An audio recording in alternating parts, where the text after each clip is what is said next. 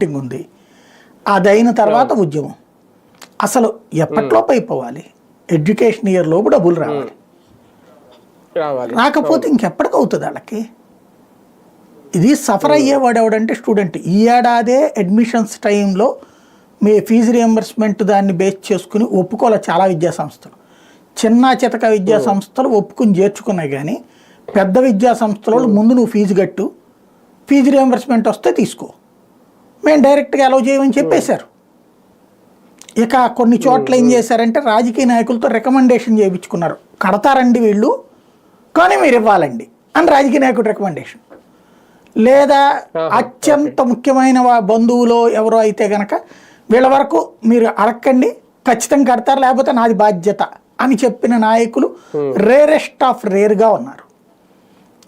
Fee reimbursement అనేటటువంటిది ఇప్పుడు హాస్పిటళ్లలో ఆరోగ్యశ్రీ అంటే నమ్మట్లా, చేర్చుకోవట్లా. స్కూళ్ళల్లో కాలేజీలలో అమ్మఒడి అంటే నమ్మట్లా, చేర్చుకోవట్లా. ఫీజు రియంబర్స్మెంట్ అంటే నమ్మట్లా, చేర్చుకోవట్లేదు. అంటే ప్రభుత్వం మీద నమ్మకం వ్యవస్థలు కోల్పోయినాయి.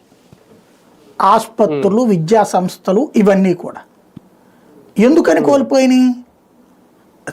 ఏదో తాబేలు కథలాగా నిదానంగా నడుస్తున్న ప్రభుత్వం అదే సందర్భంలో రాసే వార్తలలో జంపు జలానిలా కాసేపు ఇటు రాస్తారు, కాసేపు అటు రాస్తారు. నిజంగా సఫర్ అవుతున్నటువంటి వాళ్ళ పక్షాన ఇవాళ మీడియా లేదు.